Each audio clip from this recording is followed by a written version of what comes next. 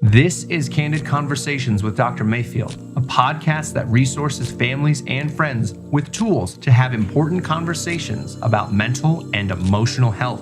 This show is sponsored by Mayfield Counseling Centers, helping you find clarity, hope, and purpose. Here's your host, Trevor Sheeran. Thank you for joining us on Candid Conversations. I'm excited about today's topic, as I know Dr. Mayfield is as well. We're talking about what it means to be living in a world that is online. So do we need to mark that we're safe from the bomb cyclone? Is that what we do? Yeah. Is that what we do online when things are, we mark ourselves safe? For those of you that are listening and don't know what we're talking about, you probably have been experiencing it across Nebraska and, Kansas and the East Coast, but we had 75-mile-an-hour winds and snow going sideways and people... Snow, probably better defined as just ice. Ice, yeah. It was nuts. But that's what you do, right? I mean, you mark yourself safe on Yeah. social media, right? If something happened. Which is a really good segue into what we're talking about today, because I am of the belief that we are living in a world that is online. Like everything we do is online. And even the things that we do that feel like they're not connected to the internet or social media, they still seem to somehow leave a mark on the internet. I saw on online that the internet was 30 years old this week. Dang. And I'm like, okay, so do I remember what it was like when the internet wasn't here? I had almost 8 years without the internet not being here. And it was just, I think it was just being the kid, right? The simplicity of being a kid playing outside Right. and those kinds of things. And so it's interesting from your perspective that's never not known the internet. Yeah. And other individuals that we work with, it's kind of that you have a dualistic life being built, or I don't know what you think about that, but it's interesting just to think about. We've not always had this, Right. And let's say, be honest, it's only been 3 decades.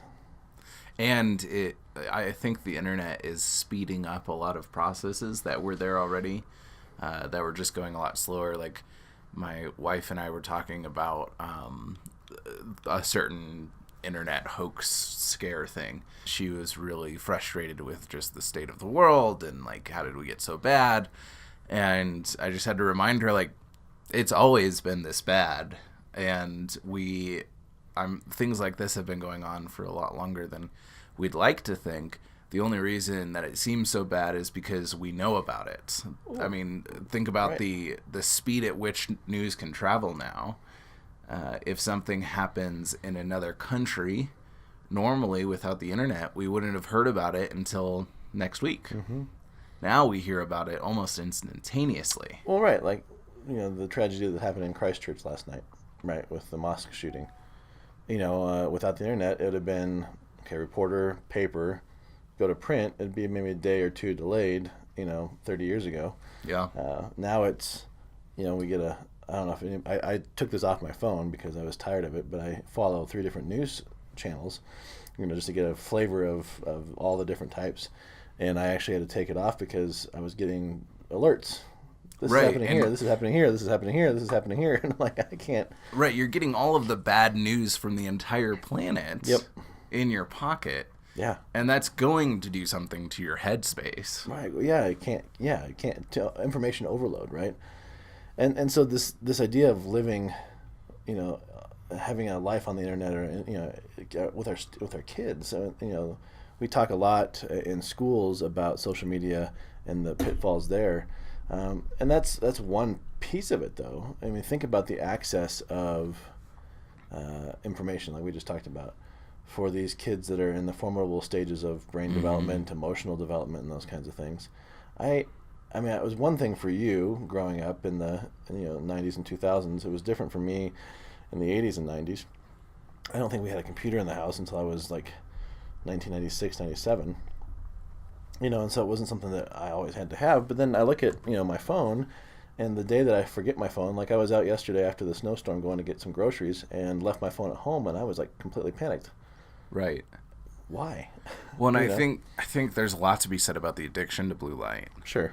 And we'll have to do another episode on that.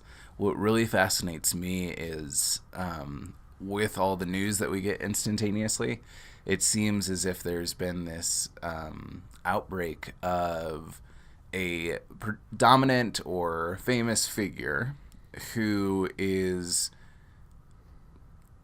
either cast out by society or removed from a project or removed from an opportunity because of something that they said on social media or the internet like a decade ago. Mm-hmm. Mm-hmm. And I think from my perspective as a 25-year-old guy, I've been on the internet, actively for only, a couple years now.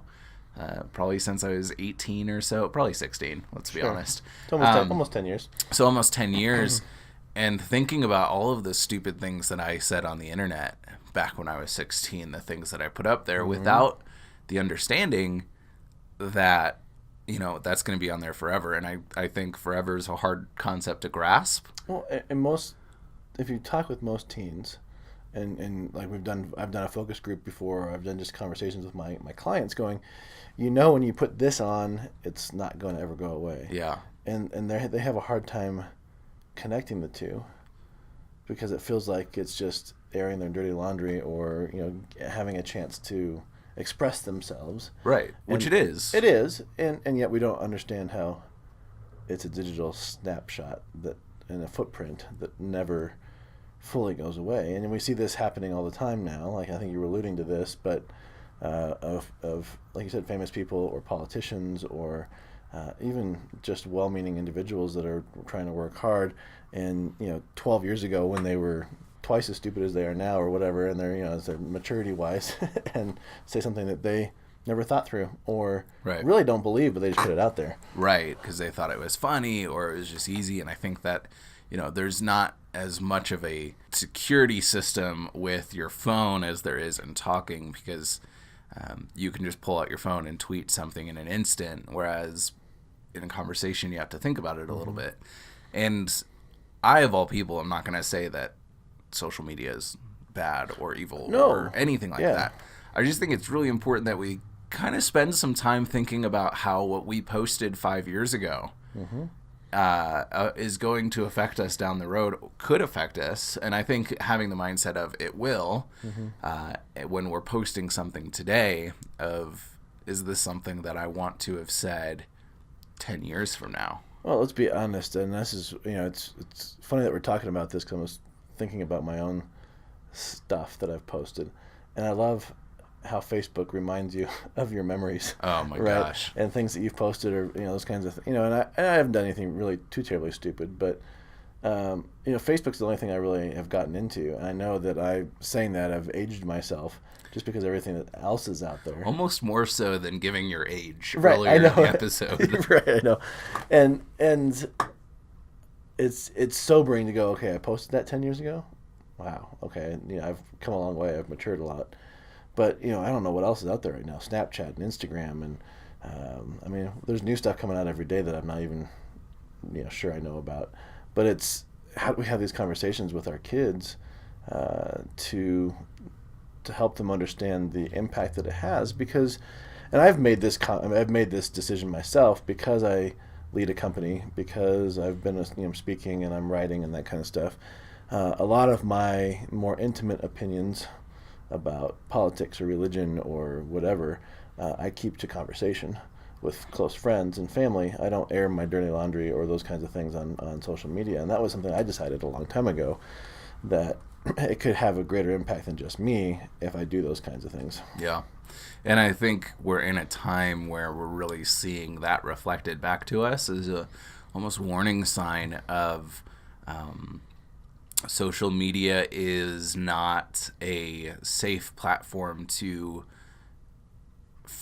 free associate. I was taught this back early in my college days by a guy we both know, Brandon Cormier, who looked at my Twitter feed and was like, dude, do you even think before you post any of this stuff? And the answer was no. Like, right. I didn't. I had a thought or a gripe or a funny comment and just shot it over, and that was it. Didn't think about it.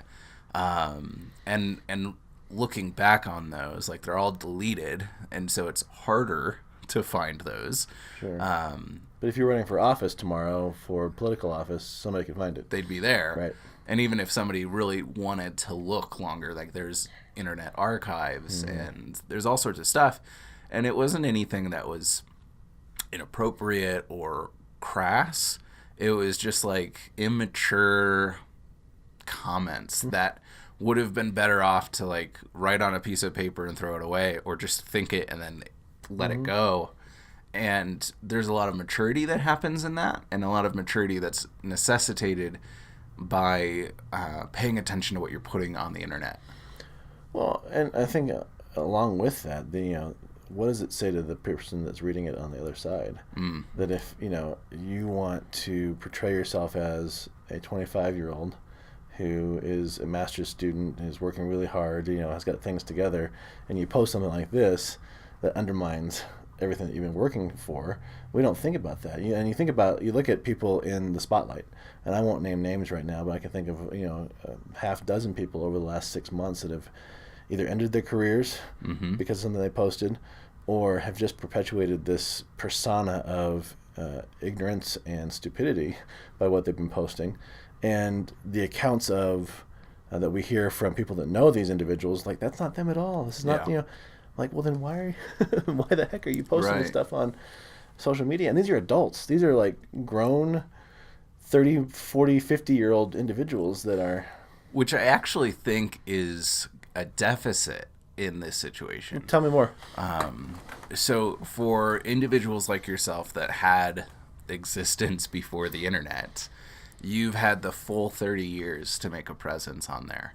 And if we look at our culture, 30 years ago is very different than it is today. You mean parachute pants and gold chains and all that too, but even like gay marriage, or even like wars and different religious associations, like the view of those things 30 years ago was vastly different than it is today. It's true. And our culture is not very good at translating between times. If somebody said in the 1800s that wrote a book, and in the book they said that trees in X country were pitiful and weak, and over the centuries that country of X turned into a wasteland or something, and some tragedy happened and now they are weak,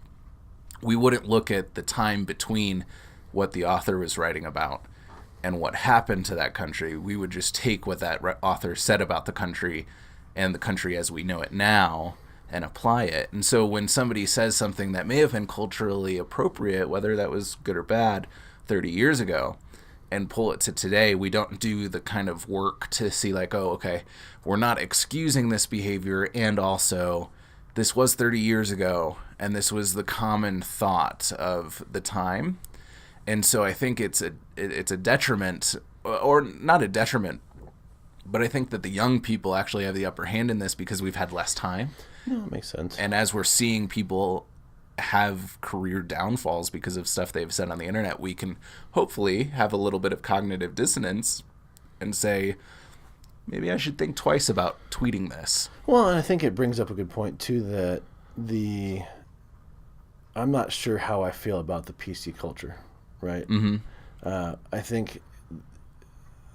I think on social media you have to be PC, right? To be honest, you have to work on being politically correct. You have to work on understanding your audience and what's going to get out there and those kinds of things. Because it's written. Right? But I think in conversation, though I appreciate the foundation of what PC meant and means, it has the potential to remove conversation. Yeah, and that's being politically correct. If you didn't pick up on the acronym. Yeah. So if you and I can have conversations that are not politically correct because we want to get down to the understanding of what it feels like for you, what it means to you, your experiences, and those kinds of things. And that's safe because we're not recording it. Right. But if you put it, if you don't think through it and you don't put it on, before you put it on social media, it's out there, and people aren't going to care what your intentions were. They're not going to care who you are as a human being. they're going to read your words and go, this person's racist. Right. And you're like, well, no, they just didn't think through what they're putting out there. And maybe it is a microaggression that comes across as racist or whatever. But if you and I are having conversation and something there's said, relationship. I can ask you a question. Hey, that came across kind of racist. Is that what you intended? Oh, no. Here's what I'm trying to work out my thoughts on. But you can't do that on social media. No. Or internet. And I think that's, some of the translation problem too is in relationship, it's so much easier to say, oh, author was talking about tree in country X.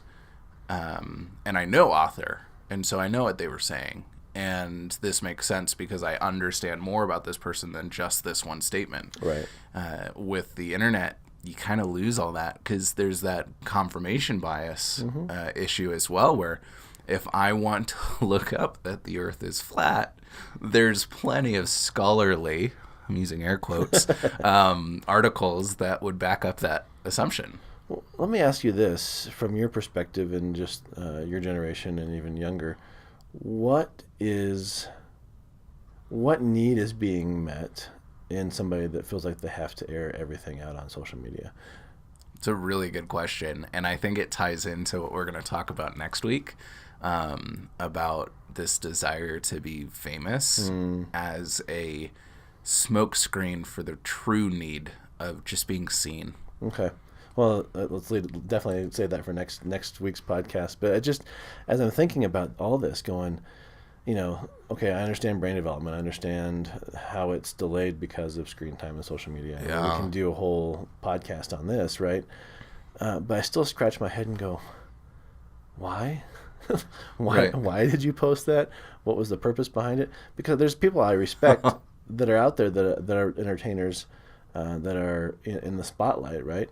That realize that they're just entertainers, and their opinion on political matters or religious matters or world politics, culture, or whatever, really doesn't matter. Well, and I think I would go back to your comment about parachute pants. I think that there are just things that we get caught up in as a culture, and looking back, it's pretty ridiculous looking, but at the time it wasn't. That was just the thing to do. And they're coming back in style too, I think, aren't they? To some degree. I haven't seen much. I saw somebody wearing the one the other day at the grocery store, and I'm like, I know those fisherman pants are coming in style, and those are kind of parachute-esque. We digress, but it's all cyclical. We're always just doing the same thing, just a little bit differently. Well, so I think motivation, I look forward to talking about that next podcast, but when it comes to thinking through these things with our kids or with our significant others or with our families, with ourselves, like, what do you do before you post? Like, what are some good pointers? Because you tweet still, don't you? I do. Yeah. I do. I'm laughing because it's so dumb. I will write it out, and I've done this less and less. Like, I've grown out of this a little bit, but I'll write it out and then I'll delete it. So you actually mean type it out on the? Yeah. So I'll go to when I hear write it out, I'm like pen and paper. Oh, no. Okay. So I'll go on Facebook and I'll type in something really stupid like, I'm so hungry now I could eat a Tyrannosaurus Rex, and it makes no sense, and then I'll delete it, and then I'll rewrite it and be like, I haven't eaten since breakfast, and I feel so hungry that I could eat a Tyrannosaurus Rex. And then by the third iteration of it, I just delete it and forget about it. It's like, why would I even... Yeah. And what I found was it was kind of like a grain of sand in my brain, and I just needed to express it somehow to get it out of my head. And it didn't actually need to be posted anywhere. Nobody had to see it. It just had to come out of me somehow. And that was really helpful in allowing me to not post, because that's stupid. And that is probably the level of stupidity that I was posting. Of why? Nobody wants to know that I'm tired or I'm feeling this way. Right. Nobody needs to know that. Why are you talking about a T-Rex instead of a horse? It was dumb. Yeah. But I've started to, as I've gotten older and as I've gained more of a intentional presence online, to kind of think okay, does this fit with who I am online? And there is a bit of a dualistic mind of who I am in the real world and who I am online. And who I am online is probably a little bit more safe and rounded than who I am in person, because there's that lack of relationship. It's interesting you say that, because I'm thinking about, and I'd love to have our listeners go to check out on YouTube, #being13, which was a CNN documentary by Anderson Cooper, fantastic. And it was following these teenagers and their posts, 13-year-olds. And I think hundreds of thousands of posts, and finding out, and then meeting them in person and having that conversation. And this term by a recent psychologist called digiphrenia, is this idea that we're creating two personalities. It's almost a split personality. You've got your physical self and you've got your digital self. And you say that you really try hard to make sure that what you put online now is what people see when they meet you, and maybe a safer version online. And right.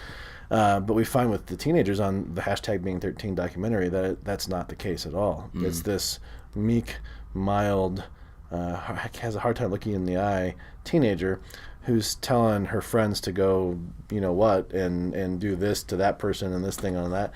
And so it's just interesting that the last 30 years has almost created beginning to create generations with multiple personalities, and not from a diagnostic standpoint, from a psychology standpoint, but from a is what you see is what what you see online, is that what you get when you meet them, and vice versa. Right. Yeah, and I think that's scary, and I think it's just something that intentionality can go so far to heal and to fix and to keep us safe in. Well, and it goes to a bigger conversation that we can't have today, but what do we do as parents? How do we empower our kids to do this well versus keeping them from it, right? Because I think this is not going to go away. It's just going to get more and more complex. And so how do we create a generation of kids that are intentional, that are mindful of what they're doing? And that goes back to a whole nother conversation on parenting. Yeah, it does. We'll probably put out a part 2 to this episode talking about that. Right. Because I think that's especially if you don't have a frontal lobe, you're not able to make the best decisions for yourself, and you're given this instantaneous tool. Well, you've got a frontal lobe, but it's not plugged in. Fair. Yep. Right. Yep. We gotta it's there. It's there. Non-operational. Biologically, it's there. Yeah. but how do you help our kids plug it in, right? Yeah. Or if they can't at the moment, how do you kind of help them out and supplement their frontal lobe? Yep. At least when it comes to the internet. So it sounds like we have a part 2 coming. Yep. Look out for that, and also look out for next week's episode talking about why there is such a drive for social media. Thank you for joining Candid Conversations. If you would like more information, you can email candid@mayfieldcounseling.com.